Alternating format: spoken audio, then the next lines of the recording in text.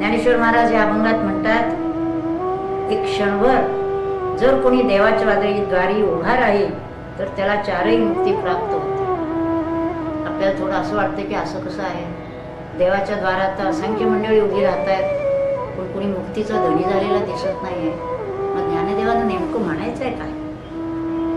तर चार मुक्ती प्राप्त होते असं म्हणताना सलोकता, समीपता, स्वरूपता आणि सायुज्यता या चार मुक्ती आहेत. त्यातली शेवटची मुक्ती आहे सायुज्यता, ज्याच्यामध्ये जीव शिवरूप एकरूपच होऊन जातो. त्याच्या आधीच्या तीन मुक्ती, पण या खरोखर जर अशा मुक्ती मिळत असतील तर फारच चांगली आहे. तथापि आपला अनुभव यापेक्षा वेगळा आहे. तासन तास देवाच्या द्वारी उभे राहिलो तरी एकही मुक्ती मिळत नाही असं दिसतं. मग चारी मुक्ती कशा काय मिळणार?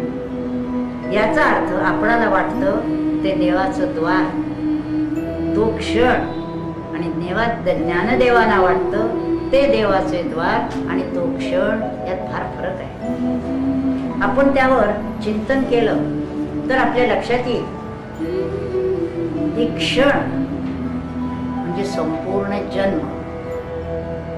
एकंदर जर काळ बघितला तर आपलं आयुष्य हे एखाद्या क्षणासारखं आहे. तेव्हा दररोज तास 2 तास याप्रमाणे आयुष्यभर देवाच्या द्वारात उभं राहायचं आहे, किंबहुना अखंडच उभं राहायचं आहे. आता उभं राहणं याचा अर्थ तरी काय? सामान्यतः असं आपण समजतो, देवळाच्या दारात देवाच्या समोर हात जोडून उभं राहायचं, दोन्ही पायावर उभं राहतो असं सगळेजण करत असतात. पण तसं इथं नाहीये. आपण देवाजवळ नित्य असायचं आहे. देहाने तात्पुरतं उभं राहिलं नाही, अखंडच देवाचं स्मरण आणि आपण देवाच्या सन्निध आहोत असा भावच अखंड ठेवायचा आहे. देवळाच्या दारात उभे राहून नुसतं तोंडानं काहीतरी म्हणून दुरून नमस्कार करायचा असं करून मुक्ती साधली असं होत नाही. जन्मभर जरी असं केलं तर पुष्कळांना सवय असते, रस्त्याने जाताना देऊळ दिसलं की थांबायचं, तिथूनच नमस्कार करायचा, पुटपुटायचं तोंडाने, पुढे जायचं, पुन्हा दुसरा देव दिला की त्याला नमस्कार करायचा. अशाने हे होणार नाहीये. तर ज्ञानदेवानं जे म्हणायचं आहे ते देवाचं द्वार म्हणजे काय, उभं राहायचं म्हणजे काय, हे सगळं समजून घेतलं पाहिजे. आता सायुज्य मुक्ती म्हणजे तरी काय? तर सायुज्य मुक्ती म्हणजेच आपली स्वरूप स्थिती साधणं. याचा अर्थ जीवाचं जे मूळ स्वरूप आहे, आत्मरूप आहे, ते साधणं म्हणजे सायुज्य मुक्ती आहे.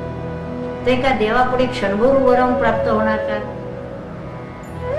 देवाच्या सान्निध्यात उभं राहायचं असं जरी म्हटलं तरी तो देव कोण आहे कळलं पाहिजे ना. देवाचं स्वरूप काय आहे, ते कुठं आहे, त्याच्या सान्निध्यात जायचं, त्याला शरण जायचं, त्याचं स्मरण करायचं म्हणजे तरी काय आहे? संत सांगतात देवाचं स्वरूप. ते म्हणतात देव निर्गुण असून तो सगुण झाला आहे.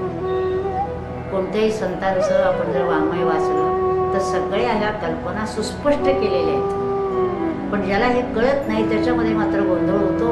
आणि सगुण का निर्गुण, भगवंतांना काय अभिप्रेत आहे, ज्ञानदेवांना काय अभिप्रेत आहे, या गोंधळात सगळे अडकतात. जे सगुण भक्त आहेत ते सगुण भक्तीची महात्म्य गातात आणि निर्गुणाकडे दुर्लक्ष करतात.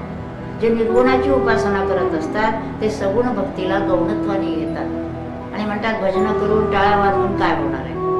पण ज्याला कळलं की सगुण आणि निर्गुण दोन्ही एकच आहे, तो निर्गुणाची उपासना करतो, सगुणाची करतो. तसं इथं त्यांनी म्हटलंय की देव निर्गुण असून तोच सगुण झालेला आहे, त्याच्यापेक्षा वेगळा नाही आहे. व्यक्त आणि अव्यक्त दोन्ही मिळून एकच परमात्मा आहे. मुळात अव्यक्त आहे, त्या अव्यक्तातून तो सगुण रूपाने व्यक्त दिशेला येतो. आपलं कार्य झालं की पुन्हा त्या अव्यक्तात लीन होतो. भगवद्गीतेच्या 2ऱ्या अध्यायात हेच सांगितलंय, अव्यक्तातून व्यक्ताला येणं आणि व्यक्तातून पुन्हा अव्यक्तात जाणं म्हणजेच निर्गुणाचं सगुण होणं आणि सगुणाला देखील पुन्हा निर्गुणातच जावं लागतं. 100 नंबरी सोन्याचा 100 नंबरी दागिना करावा तसं हे आहे. त्यात काही हीण मिसळलेलं नाही, पण अशी सगुण रूपं फार थोडी असतात.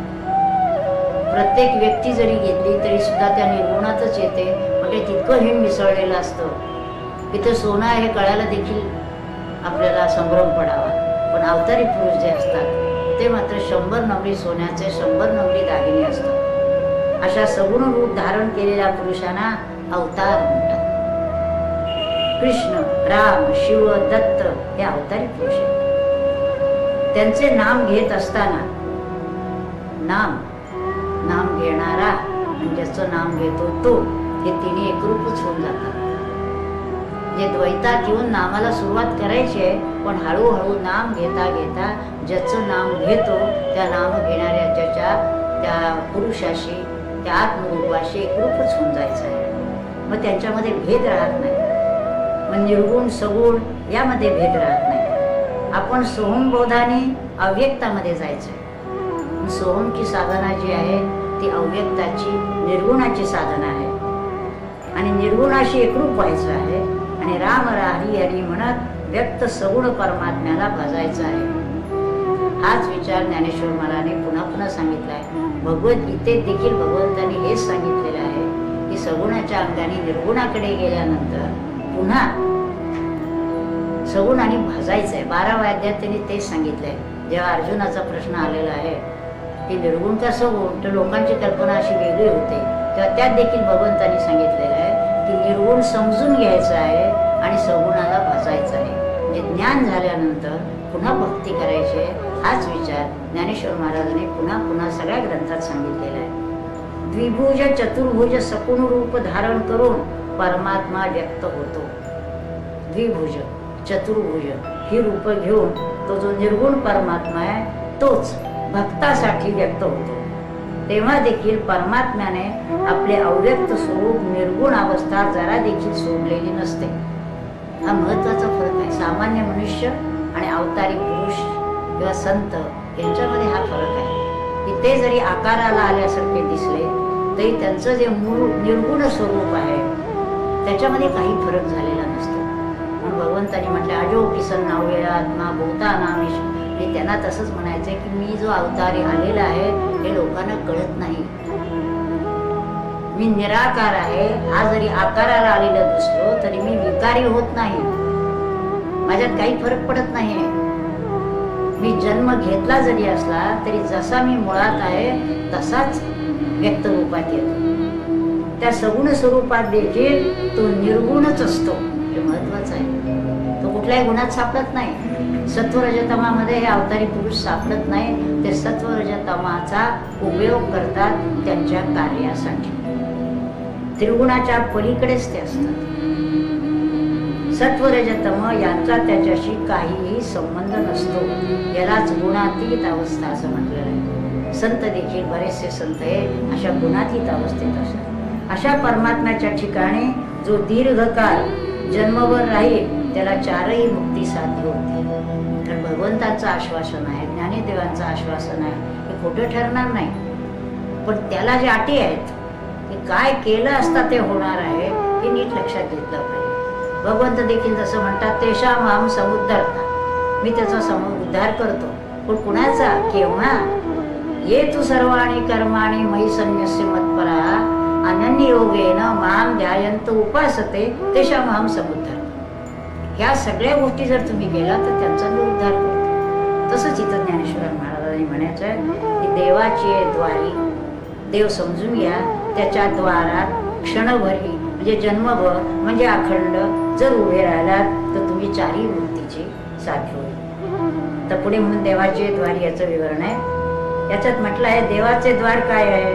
देव निर्गुण आहे असं संत सांगतात. त्या निर्गुणापर्यंत पोचण्यासाठी सगुण प्रतिमा मूर्ती याच्या ठिकाणी भाव ठेवत निर्गुणापर्यंत जायचं आहे. महत्वाची गोष्ट आहे. एकदम निर्गुण आपल्या लक्षात येणार नाही. निर्गुण लक्षात येण्यासाठी त्या निर्गुणातून जे सगुण रूप व्यक्त झालेलं आहे त्याची उपासना करायची. पण त्याची उपासना करता करता आपल्याला निर्गुणापर्यंत जायचं आहे हा बोध नसतो.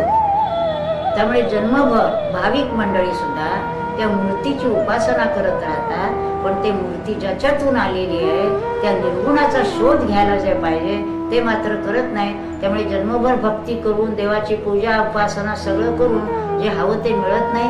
कारण हवं ते म्हणजे त्यांना ते हवं आहे हेही माहिती नसतं. देवाची उपासना केल्यामुळे संसार बरा चालतो, आपलं सगळं ठीक चालतं, ह्याच भावाने याचा अर्थ सकाम भक्ती होत असते. निष्काम भक्ती भगवंतच हवा हेच या सगळ्या उपासनेचं फळ आहे, त्याची कल्पना त्यांना नसते. विचाराने सारासार विचाराने संतांच्या संगतीत सारासार विचाराने सर्व भूतमात्रे भगवत स्वरूपच आहेत असा बोध व्हायला लागतो. कसं? सगुणाची उपासना केल्याने. सगुणाचे आधारे निर्गुण पाविले निर्धारे. म्हणजे पुन्हा लक्षात घ्यायचं आहे की सगुणाची उपासना करत निर्गुणाचा बोध करून घ्यायचा आहे आणि बोधानंतर पुन्हा सगुणाची उपासना करायची. पुढे निर्गुणाचा बोध झाल्यानंतर लक्षात येते की निर्गुण सगुण झालाय. सगुण देखील निर्गुणासारखं सच्चिदानंद रूप आहे हे कळतं. पण ते जे सगुण असतं ते आपल्यासारखं नसतं.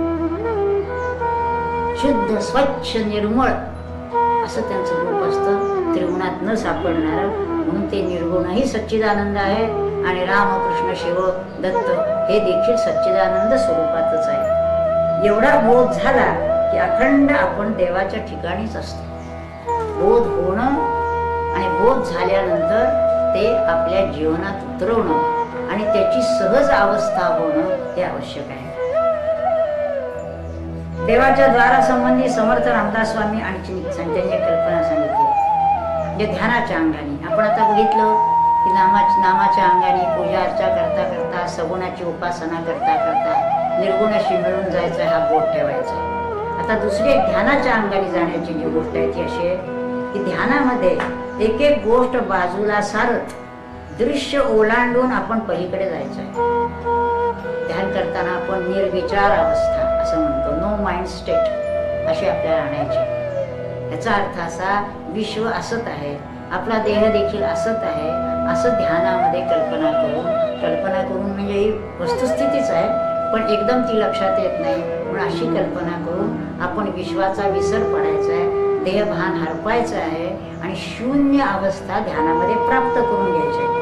आणि त्याच्यामध्ये मग इकडे दृश्य तिकडे देव, मध्ये शून्यत्वाचा ठाव अशी स्थिती असते. म्हणजे इकडं दृश्य विश्व आहे आणि त्या बाजूला न दिसणारा निर्गुण देव आहे.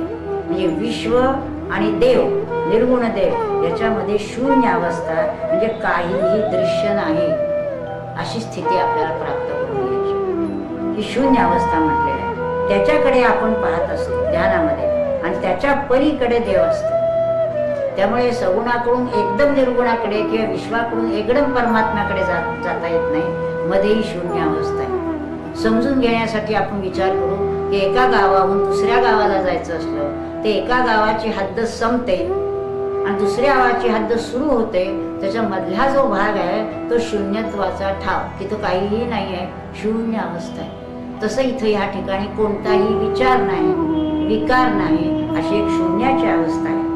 ह्याला त्यांनी महाद्वार म्हटलेले. ते महाद्वार ओलांडावे मग देवदर्शन घ्यावे असं स्पष्ट म्हटलेले. त्याला समर्थाने महाद्वार म्हटलंय.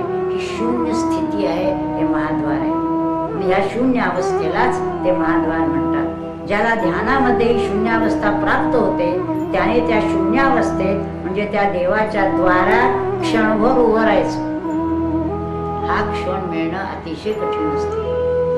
हे गुरुकृपेशिवाय, नेमकं ध्यानाचा मार्गदर्शन झाल्याशिवाय, सद्गुरूंच्या शक्ती पाठीमागे असल्याशिवाय ही अवस्था प्राप्त होत नाही. पण ही जर शून्यावस्था प्राप्त झाली याचा अर्थ एक क्षण जरी त्याचा अनुभव आला तरी लक्षात घ्यावं तिथून खऱ्या अर्थाने परमार्थ सुरू होतो. हा जो गावाचा प्रांत आहे, हा संसाराचा विश्वाचा, हा त्या वेळेपुरता संपतो आणि शून्यत्वाच्या स्थितीतून तो त्या क्षणापुरता ह्याच्यातून बाहेर आलेला असतो. म्हणजे त्या शून्य अवस्थेत राहायचे आणि पुढे तो क्षण वाढत वाढत निशून्य अवस्था आणि महाशून्य अवस्था प्राप्त होते आणि तो चारही मुक्तींचा धनी होतो. त्यासाठी किती काळ लागेल ते सांगता येत नाही, पण ह्याला संत असं सांगतात प्रत्येक स्थितीतून बाहेर येण्यासाठी 12 वर्ष लागतात. पहिली 12 वर्ष शून्यावस्था म्हणजे योग्य मार्गाने गेला तर पहिली 12 वर्ष शून्यावस्था यायला, नंतर निश्चित्यावस्थाला यायला आणि पुढे महाशून्यावस्था म्हणजे स्वरूप स्थिती यायला. त्यात एक पुन्हा अशी गोष्ट आहे की शून्यावस्था आणि निशून्यावस्था ही फार काळ राहत नाही, थोडा थोडा वेळच राहते. थोड्या थोड्या वेळाने पुन्हा खाली येतो, पुन्हा वर जातो, पुन्हा खाली येतो, अशी स्थिती होती.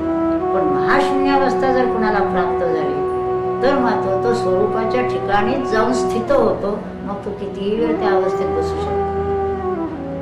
आपण उदाहरणासाठी बघू, झोप लागत असती, जेव्हा लागते सुटते लागते सुटते अशी होती, आणि मग जेव्हा गाढ झोप लागते तर किती वेळ गेला कळत नाही त्याला, त्या सगळ्याच्या पलीकडे जाऊन बसले. तसा महाशून्य अवस्था जर प्राप्त झाली आपल्या साधनेनं सद्गुरूंच्या कृपेनं, तर तिथं जाऊन एकदा जर तो बसला तर मात्र या सगळ्यापासून पूर्ण तो सुटतो. आणि मग हे जे त्यांनी म्हटलंय चारी मुक्ती प्राप्त होतात त्या ठिकाणी प्राप्त होतात. परंतु त्याआधी आता हे असं सांगितलं की चारी मुक्ती मिळतील. आता हे मिळतील म्हटल्यानंतर तेथे जाण्यासाठी काही आनंदाचा मार्ग आहे का नाही, जायचं कसं? आणि तो मार्ग देखील आनंदाचा वाटला पाहिजे. काय कटकट आहे, काय साधन आहे बाबा, काय डोळे मिटून बसायचं असं ज्याला वाटत असेल त्याच्यानं हे होणार नाही. आपल्याला ते प्राप्त करून घ्यायचं अशी तळमळ पाहिजे, तीव्र ओढ पाहिजे, आणि त्या मार्गाची गोडी लागायला पाहिजे. ही जर शून्यावस्था क्षणभर प्राप्त झाली तर त्याला खरी ध्यानाची गोडी लागते आणि तो पुन्हा पुन्हा त्या मार्गाने जायला लागतो. त्यासाठी प्रथम आता ते म्हणतात एकदम ध्यानाला जमत नाही, मग काय करायला पाहिजे? पुष्कळ मंडळी म्हणतात बसले की डोक्यात विचार सुरू होतात, शांत बसता येत नाही, मग त्याला नामाचं आलंबन उपयोगी. म्हणून इथं त्यांनी सांगितलं त्यासाठी तुम्ही प्रथम जिवेला नामाची गोडी लावा. नामाचं देखील स्मरण अवघड आहे, कारण स्मरण व्हायला बाकीचं विस्मरण व्हायला पाहिजे तर नामाचं स्मरण होणार. ते होत नाही, मग निदान जिभेला सवय लावा. जसं काही मंडळी स्मरण राहत नाही मग निदान माळेवरती नाम जपात, तसं निदान काम करत असताना सगळ्या उद्योगामध्ये जिभेला तरी निदान सवय लावा. ज्ञानेश्वर महाराज म्हणतात त्याच्यासाठी हरिमुखे म्हणा पुण्याची गणना कोण करी. जे तुम्हाला जर ही स्थिती प्राप्त करून घ्यायची असेल, ध्यानामधली शून्यावस्था हे महाद्वार जर तुम्हाला हवं असेल आणि देवदर्शन घ्यायचं असेल तर निदान तुम्ही हरिमुखे म्हणा, नाम तर घ्यायला लागा. हरिनाम घ्या, त्याने आपोआपच तुम्ही देवाच्या द्वारात उभे राहाल. जसं श्वासाचं आलंबन घेतलंय तसं नामाचं आलंबन घ्या. नामाच्या आलंबनाने सगळे विचार बंद करून नामावर एकाग्र करायचं आहे. आणि नाम घेता घेता घेता त्याच्यातून आता त्यांनी सांगितलंय काय वाणीनं म्हणायचंय, पुण्याने त्यांनी सांगितलं मुखाने घ्या. मुखाने घ्यायचा अर्थ पहिल्यांदा वैखरीनं घ्या. वैखरीने घेता घेता ते नाम हळूहळू आतमध्ये मध्यमा पश्यंती आणि परेत जाऊन बसेल. आणि मग परेत जर जाऊन बसला तर तुम्ही नाम घ्यायचं असं नाही, नाम आपोआपच येत राहील. पण ह्याला देखील किती वर्ष लागतील आणि तुम्ही कशा तऱ्हेनं नाम घेता याच्यावर अवलंबून. नामावर लक्ष आहे का अवांतर गोष्टीवर लक्ष आहे? नाही तर जन्मभर जरी माळा ओढल्या, हे जन्मभर जरी मुखाने नाम घेतलं तरी आज जातच नाही, डोक्यात विचार संसाराचे चालू आहे, असं चालणार. हरिनाम घ्या, त्याने आपोआपच तुम्ही देवाच्या द्वारात उभे राहा. तेथे जाऊन बसाल. बसायला शब्द महत्वाचा आहे. तुम्ही नुसते गेलात तर पुन्हा परत या. जसं आपण डोंगर चढत असलो तर जोपर्यंत चढणीवर आहे तोवर घसरण्याची शक्यता असते. अगदी वरपर्यंत जाऊन सुद्धा खाली घसरा. पण तो चढून जर एखाद्या सपाट मैदानावर जाऊन तुम्ही बसलात तर मग खाली घसरायची काळजी नाही. तसं हे जे बसणं आहे त्या ठिकाणी ही स्थिती प्राप्त झाली पाहिजे. ही सत्य अवघड आहे. तो पण माणसा गेल्यासारखे वाटतात पुन्हा खाली येतात, गेल्यासारखे वाटतात पुन्हा खाली येतात, बसत नाही त्या. मग जाऊन बसाल असं त्यांनी म्हटलंय. आणि मग स्वानंद साम्राज्याचे चक्रवर्ती बनाल. त्या ठिकाणी बसल्यावर दुसरं काय, स्वानंद साम्राज्य त्या ठिकाणी. पुण्याच्या अमापराशी हरी हरी म्हणून जोडल्या जातात. नाम घेतल्याने काय होतं, पुण्य जोडलं जातं. काय तरी म्हटलंय पुण्याची व्याख्या करताना, एक म्हटलंय तरी पुण्य पर उपकार, पाप ते परपीडा, ह्या तऱ्हेनं पुण्य आहे. त्यानंतर देवाचं स्मरण हे पुण्य आहे आणि देवाचं विस्मरण हे पाप आहे. आणि आपण जर बघितलं तर बहुधा विस्मरणच असतं. त्यामुळे पापाच्या राशी वाढत जातात, पुण्याच्या राशी जमतच नाही. तर पुण्याच्या राशी जर आपल्याला हवी असेल तर निदान नाम घ्यायची सवय करा. म्हणून पुण्याच्या राशी हरी हरी म्हणून जोडल्या जातात. त्याने तुम्ही सायुज्य मुक्तीपर्यंत पोहोचू शकाल. म्हणजे परमात्मा आणि मी एक आहे असा सोहम बोध होऊन जाईल. म्हणजे पहिल्यांदा द्वैतात येऊन हरी हरी म्हणायचं आहे. आणि ते म्हणता म्हणता अशी एक स्थिती प्राप्त होईल की तो आणि मीच तो हरी आहे. मी त्या हरीत लीन होऊन गेलेलं आहे. हरीच फक्त आहे आणि मी आता नाहीच आहे, अशी स्थिती प्राप्त होईल. सोहम साधनेला पूरक साधन, जवळचा मार्ग नामस्मरण. म्हणून ध्यान नाम ही अंतरंग साधना म्हटलेली आहे. बाकीच्या ज्या गोष्टी आहेत, आपण पारायण करतो, देवळात जातो, त्यानंतर वारी करतो, हे सगळं करायचं, पण ही सगळी बहिरंग साधना आहे. ज्याला अंतरंग साधना समजली तो हळूहळू बहिरंग साधना कमीत करत जास्तीत जास्त वेळ या अंतरंग साधनेत कसं बसता येईल असा प्रयत्न करत असतो. म्हणून त्याला पूरक साधन, जवळचा मार्ग नामस्मरण. मनाची अमनावस्था प्राप्त व्हावी, महत्वाची ही आहे. पुष्कळ जण म्हणतात साधना करता अनुभव काय आला, हा अनुभव आहे. मनाची अमनावस्था प्राप्त होणं हा सर्वात मोठा अनुभव आहे. हा जर अनुभव कोणाला येत असेल तर मग त्याची गाडी सरळ घोडा होऊन चालायला लागली. आणि शिवाय अंतर्बाह्य निर्मळ व्हावं, चित्तशुद्धी व्हावी, यासाठी नामसाधना. नामाने अंतःकरण निर्मळ होतं, प्रेमळ होतं, भक्ती होते, वृक्षता राहत नाही. म्हणजे ध्यानामध्ये येणारी जी अलिप्तता, त्याच्यामुळे पुष्कळ वेळा वृक्षता येण्याची शक्यता असते. ध्यानाच्या जोडीला नामाची जोड दिली म्हणजे अलिप्तता हा जो परिणाम ध्यानातला आहे तो मिळतो आणि नामामुळे त्या ध्यानाच्या जोडीनं प्रेम भक्ती निर्माण होते. म्हणून बहुतेक संत या दोन्ही मार्गाचा अवलंब करतात. ध्यान नाम यालाच राजयोगी म्हटलंय, नामासहित ध्यान असं पाहिजे.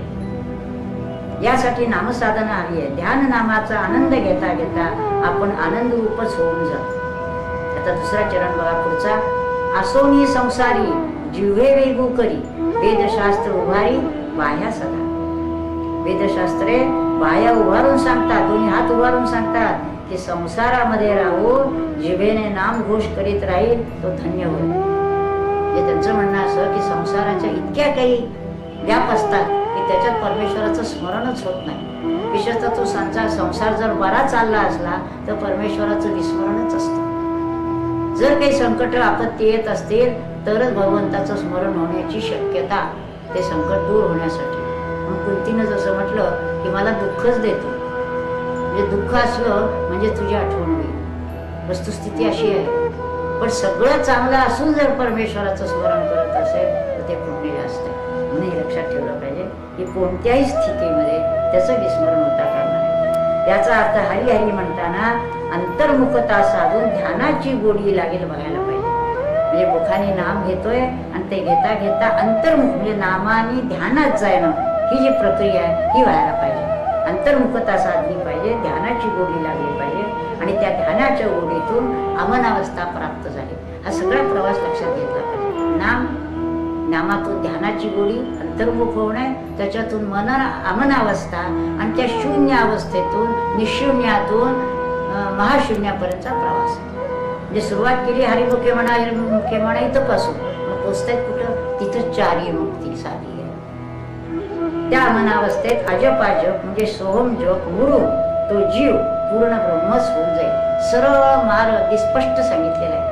त्याच्यात कुठे चमत्कार रिद्धी सिद्धी कशाचाही उल्लेख नाही आहे किंवा त्याला महत्वही दिलेलं नाही. ज्ञानदेव म्हणे व्यासाची आपुणा द्वारकेचा राणा पांडवागरी. ज्ञानेश्वर महाराज म्हणतात महर्षी व्यासाने लिहिलेल्या महाभारतावरून लक्षात आले. व्यासाना सर्वांनी अगदी नतमस्तक झालेले सर्व संत देखील. व्यासोच्छिष्टम जगत सर्वत असं म्हटलंय की व्यासाने सांगितलं नाही असा एकही विचार परमार्थातला अध्यात्मातला नाहीये. सर्वच्या सर्व त्यांनी केलेलं आहे.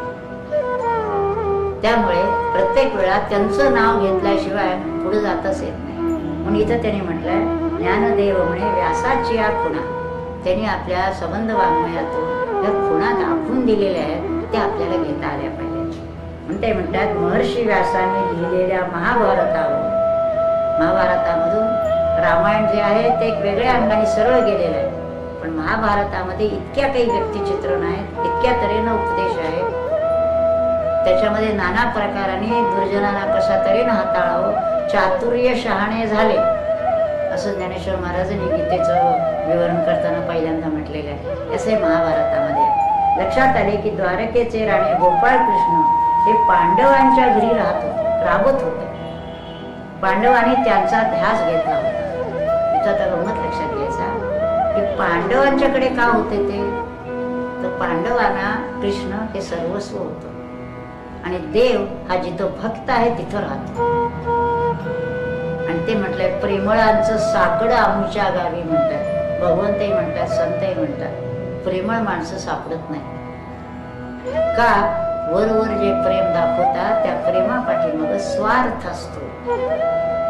आणि जे भक्त असतात त्यांना दुसरं काहीही नको असतं, त्यांना फक्त भगवंतच प्राप्तव्य होतं. म्हणून गोपाळकृष्ण पाठीमागे असताना सुद्धा पांडवांना सगळे जे हाल सोसावे लागले त्याबद्दल असे प्रश्न विचारले गेलेले आहेत की गोपाळकृष्ण असताना हे सगळं का करावं लागलं. त्या काही गोष्टी ह्या एक समाजापुढे आदर्श म्हणून आहे. इतक्याही हाल अपेष्टात त्यांनी आपलं नैतिक जी त्यांची मूल्य होती ती न सोडता कशा पद्धतीनं वागले आणि म्हणूनच त्यांची बाजू कृष्णाने घेतलेली आहे ती धर्माची बाजू होती. पांडवांनी त्यांचा ध्यास घेतला होता. ते हरिहरी करत होते. त्यांना गोपाळकृष्णांचे पिसे लागले होते. म्हणजे गोपाळकृष्णांना पांडवांचं आणि पांडवांना त्यांचं पिसं लागले होते. आणि ते देवभक्त ते कुरूप झाले होते.